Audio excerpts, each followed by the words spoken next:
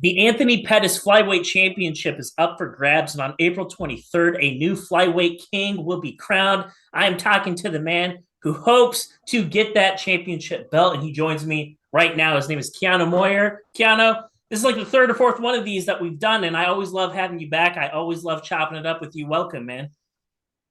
What up, brother, man? It's always good to be back. I love being on your shows. It's a great platform for both of us, man, to get our both of each other out there. I've been with you since the very beginning, and it's super awesome to see how we both progressed, man. I'm fighting for another world title, and yeah, it's awesome that you're covering it. You're one of the first. You're the only interview that I've done this whole camp, so it's awesome, man. Well, it's Really because good. I know things, and I know that you are a very dangerous, a very exciting guy to watch in the cage. I'm really excited for you to get this opportunity. We'll talk a little bit about that, but I kind of wanted to back up. I want to talk briefly about your last fight. You fought a really tough guy from California. His name's Terrance Saeteurn. He's another one of my friends, and there was a really, really interesting fight. And I'm not really so much interested in like talking about the fight in and of itself.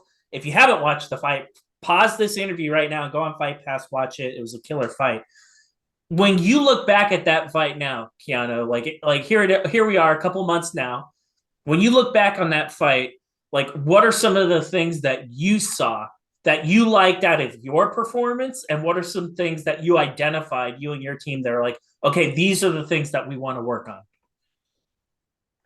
Man, I liked everything about my performance. That was the best performance of my life, and I can't really there, man, I would say there's some things that we had to fix.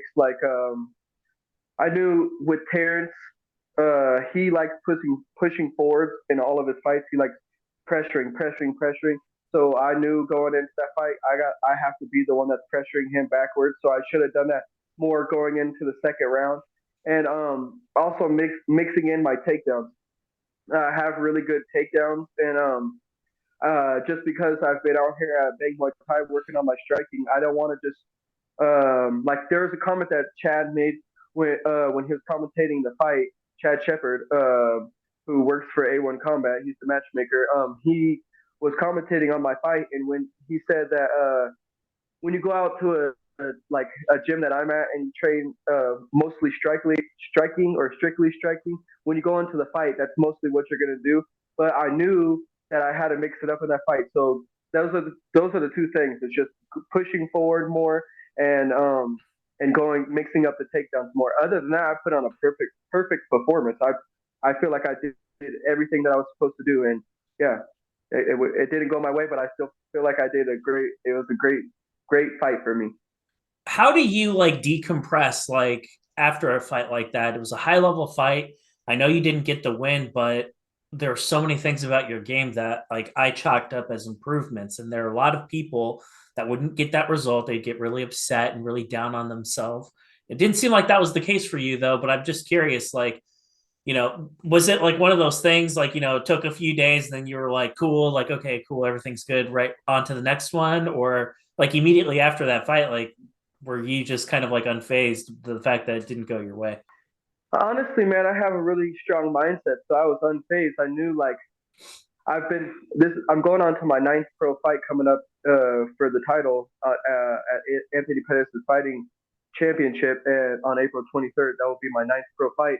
So I feel like I'm becoming like a kind of like a seasoned vet now. I have a lot of experience. So when I've taken my L's that I'm supposed to take, and I feel like, and that's really given me a lot of good experience. I feel like my record's not as good as it should be at all. But those losses that I have taken have really taught me a lot and really helped me grow like exponentially. So right after that fight, I knew like literally right after that fight, I was thinking in my head like, man, fuck, I want to fight for the A1 combat belt. Like after this, like I thought in my head, like even though I took this loss, he's ranked so high. He was ranked so high. Like I knew in my head, I was like, he's number one or number two. So I'm right there at that title shot. Like like if Terrence wins his upcoming fight, I feel like he should get a title shot. And that if I would have beat him, I would have been right behind it. So yeah, I was unfazed, and I was already thinking about what's next. So you got to keep on doing that. I don't like when you take a loss, I've had those losses where I've really felt down about myself and really like not like wanted to even continue to fight.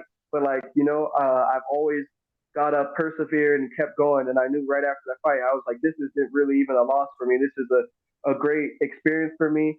I fought in front of another sold out crowd, 3,000 people. So it was on a high stage platform. So it was a really great experience for me. And now look, even off of a loss, I'm getting a world title shot. So it was great for me. Shit. This part of the podcast is brought to you by my friends at Uriah Faber's A1 Combat. Later on this month, on April 28th, there's going to be an amazing title fight that's going to be taking place between two really high-level guys. This is a card that I'm really excited about. A lot of really interesting fights between some of the top up-and-coming prospects on the West Coast. I highly recommend you guys check this out. It is going to be streaming on UFC Fight Pass, so make sure you check that out. And if you're in the Southern California area, why not just go to the fight? I am going to go ahead and in the description for this video include all of the information on how to attend or watch this event. Make sure you guys check it out. So if I'm a hater and I'm looking at you, he took an L against Terrance Saeteurn, and now he's going to fight this Immortal Lotus dude for a championship belt right away. Like, the hater in me would say something like, what his matchups, like, that matchup doesn't make sense. He should go back and he should fight a lesser guy. And when it comes to that, like, there are two schools of thought in this. I already know what your answer is. There are some fighters that are just like, no, like, give me a name. I don't care who's on the other side of that column. I will fight him. Then there are other people that are like, if I want to make it to the show, I have to be smart about my matchups. So that's the question I have for you. Talk to me about your matchups. When this name got offered to you, when Anthony Pettis dialed you up and like, yo, this is the dude that we want you to fight, what made you say yes? Yeah, well, it's crazy because like I could even say it because I'm out here on this platform now. I could say I had another fight offered. I actually had signed another contract. I was supposed to fight on March 26th in Sacramento at Dragon House MMA, I think that's what it's called, against a guy that had a record of 4-2, and Terrance had beat him that when they were amateurs. So I was fighting a guy that Terrance had already beat as amateur, and I had signed that contract. And then when I signed that contract, about a day or two after I signed the contract, I got a better offer from Anthony Pettis and his promotion to fight this Immortal Lotus guy. And I seen his record right away. It was 6-0. And then I looked him up on Tapology, and I looked up all his opponents. I was like, okay, I'm probably not going to take this fight. I'm going to stay with the fight that I have right now. And then I watched him fight, and I watched his opponents, and I'm like, okay, I'm really not trying to be disrespectful at all. I'm being completely honest. Like right now, like this is just me being me right now, me being real. This dude my opponent fought a guy from Brazil that has a record of 24-13. That is a lot of experience. That is fucking 37 fights. That's 37 pro fights. Literally, there's guys that I've seen that are amateurs where I'm from, and they're in like in the Pacific Northwest, where there's not too many great fighters out there. Like there's some good fighters, but there's not too many great fighters. There's fighters that I've seen out there that are way better than this Brazilian dude that my opponent fought, and he had 37 fucking pro fights. So once I watched my opponent fight, I was very adamant on fighting him. I was just like, all right, man, I fought way harder. Like I fought way more experienced opponents. Like just because his opponent had 20 or 37 fights, the opponents that I fought are highly ranked. My pro debut, the guy that I fought had 23 amateur fights. That's a lot of experience. So since the very beginning, I've fought guys that have way more experience than me, way more fights than me, that are way higher ranked than me. And my opponent has not done that. He's fought guys that they bring in from other countries, or he fights guys that are from his country that they bring in for him to beat. And it's that simple. It's that I'm not some cattle that's being brought in to slaughter. No, I'm gonna fucking smash this guy. He's not on my level at all. I'm better than him no matter where the fight goes, except for wrestling. This isn't a wrestling match. And what is he gonna do? He could try to hump my leg for fucking 15 minutes. That's not gonna win him the fight. He's gonna get slipped, and that's what's gonna happen. Well, there we go. So, like, there's no reservation. You and your coaches, you looked at his film, you saw what he was able to do, and you guys are all looking at each other and saying, like, yeah, we'll take this. like straight up? Like, Yeah, even my teammates. I send a lot, like I send my opponent's fights to my teammates as well. Even my teammates, they'll watch him fight and they'll be like, "Man, the guy, like, he's a really, again, I give it to him. He's a really fucking high level wrestler, high level wrestling. I give that to him. But this isn't a fucking wrestling match. This is a fight, and I'm way better at fighting than him. I've been fighting since a little kid. Like I literally now I'm turning. I just turned 25 this week. I had my first amateur fight when I was 15 years old. Like while he was sitting there wrestling people, I was fighting people. So I've been doing this. This is nothing new to me. This is something new to him. He's never even fought in this country. He's only fought in his country. I go to different states and fight people all the time. He doesn't do that. you have gone into all these different places. You've gone on the road, like you had just mentioned, and that's what you'll be doing. You'll be going to Wisconsin. Well, no, it's in Indiana actually. The fight's in Indiana, Indiana. Yeah, Indiana, yeah. yeah. So the fight's in Indiana. I know that Lotus is with their management, and I know like with that record, like I'm just going to be completely honest. Like they want, I won't say like Anthony cares, but I will say like the promotion, the idea is for this guy to get 7-0 for him to get the belt. And you're playing the role of the spoiler because a 5-4 guy who's their champion, like that will go off script, is all I'm trying to say. Like they're going to look at that and be like, that's not according to the plan. Like the plan is for this guy to go 7-0 and be our flyweight champion. That is our plan. And I wanted to ask you for Anthony Pettis, for the whole Showtime group, what are the things that they can expect when you compete for this belt here in a few weeks? Because I think there's a lot about you, but I don't want to say it. I think you should say Oh man, thank you. I appreciate that, Tyler. Um, Man, what they can expect is fireworks from open bell to ending bell. When I come out there, there's kill or be killed. There's no fucking filling out process. There's no, oh, I'm just gonna stare at you and we're just gonna figure it out. No, I'm fighting from the beginning to the end. And I'm not coming into this fight to lose at all. Like, I've never came into any fight to lose, but this fight is the fight of my life. I'm putting it all on the line. I'm putting all my chips in and I'm going all in on myself. And I've been out in Colorado 6 weeks now. I've dedicated my whole entire life to this. I've been working for this to be a world champion since a little kid, and I will make my dreams a reality come on April 23rd. And what they can expect is a fucking finish. I'm gonna put this guy to sleep, take home his limbs with me. Either way, it doesn't matter. I'm getting my hand raised by any means necessary, by decision, by KO, by submission, any way possible. I'm getting my hand raised. And what they can expect is a new flyweight champion, me, and to defend my belt a couple times and make it to the UFC. Because I know I got a lot of eyes on me right now, even after coming off of a loss. And I promote myself very well. I promote the promotions that I fight for very well, and that's what they can expect when I become champion. Is even more eyes, even more ticket sales, and even more asses and seats and eyes on the TV screens. And that's what I bring every single fight. Period. Point blank. I am a fighter's fighter. You can always tune in and make sure that you always tune in and know that you're going to expect a great fight out of me. the promotion put on something and they got like a clip of you, like basically, or actually, it wasn't a clip of you. The promotion put out something, and you were just like, I'm going in to basically like win. I'm gonna like go in and I'm gonna win this fight. Like I'm paraphrasing, but you said something along those lines for the promotion. And then, oh boy, they hit him up, and then he says something like he's gonna like smash your face in. And I wanted, like, I'm paraphrasing because he said more than that, but like more or less, it was like, I'm coming in, I'm gonna like smash this guy's face. And like when you Yeah, read that, when you read that, like what, like, did you think it was funny? Like, tell me what was going through your well, mind, yeah, like when you saw it. I really had to start laughing because I was like, wait, what he literally said, I remember what he said actually, word for word. He said, I'm not even coming in there, like, I am coming to win, but my main goal is to smash his face. Like, no, no, no, no, no. Your main goal should be to win the championship and win the fight.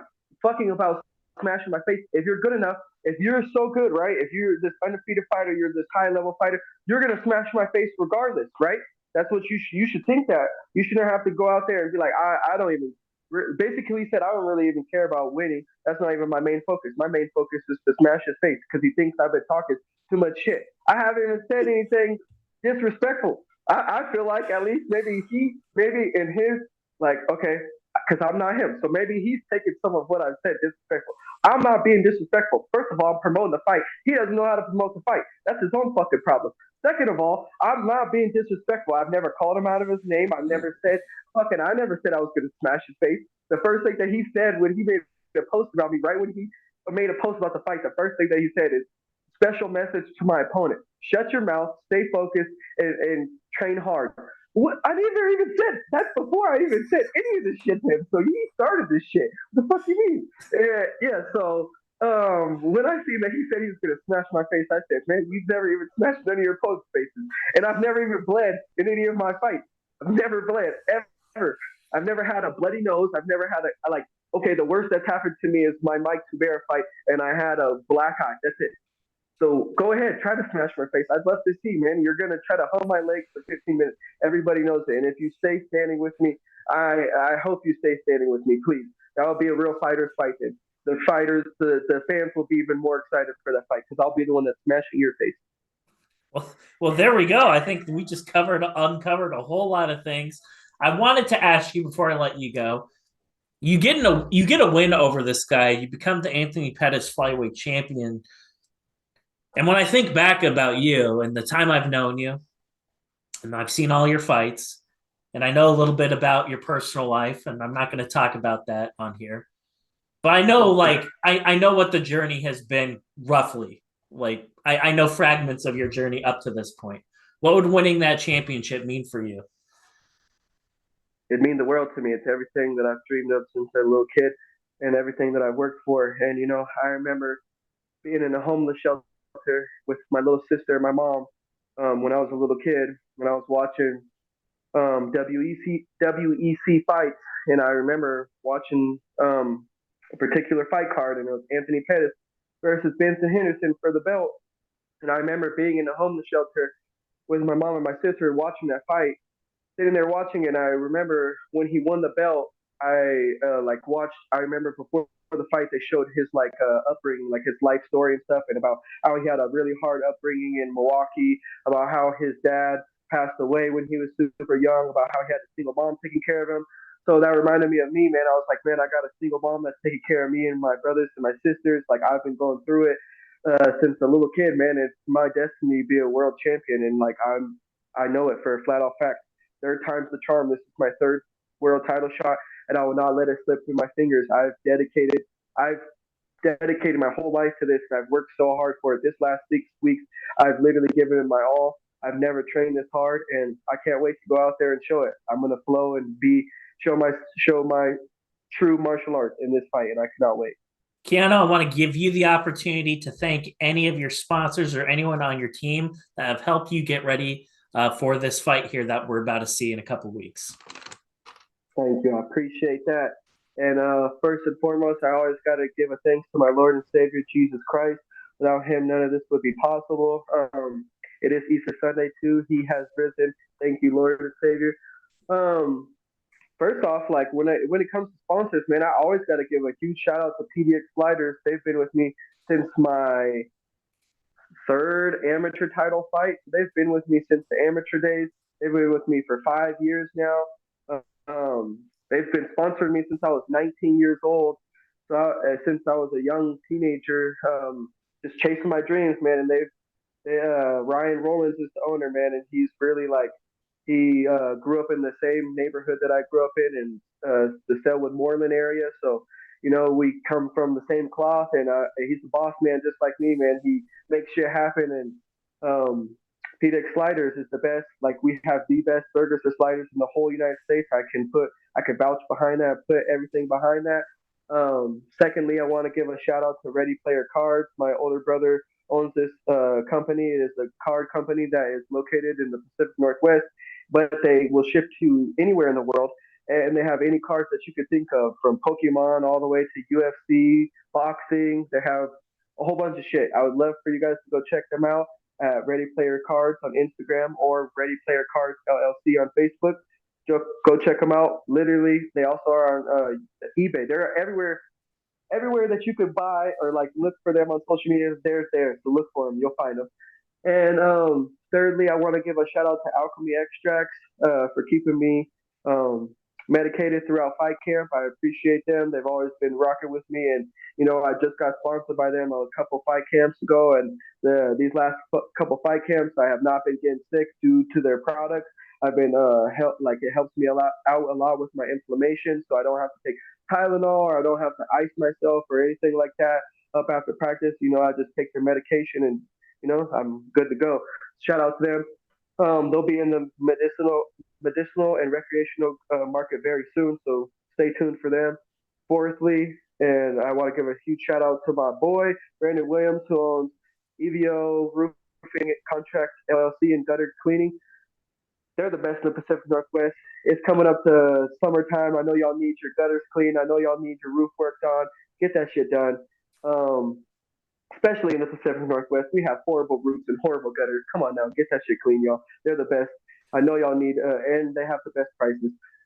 And lastly, I want to give a shout out to you, Kyler. You always give me a great platform to promote myself, and I appreciate you, man. Since the very beginning, you've always been rocking with me, and like I'm so glad to see how far you came, man. It's just like me, like I told you from the beginning, man. If you give it your all, just like how I'm doing, like I know, just like how I've had my losses, man. You've had plenty of losses in this shit. Like you don't at the very beginning, man. Even now, like you're not getting too much out of this, man. You're getting like I'm not just like with my fighting career. I'm not getting big bucks. I'm not fucking Conor McGregor, so I'm not getting all this big ass bonuses and all this money, man. So we're doing it because of our passion and our drive, man. And I thank people like you. Thank you especially because, like, again, you gave me a platform from the beginning to work with and like promote myself, man. And I can't thank you enough. Seriously, when I'm in the UFC, I can't wait to give you a shout out, rock your gear at my press conferences and shit like that. Hopefully, like the UFC, they'll change up their sponsorship shit, so I can wear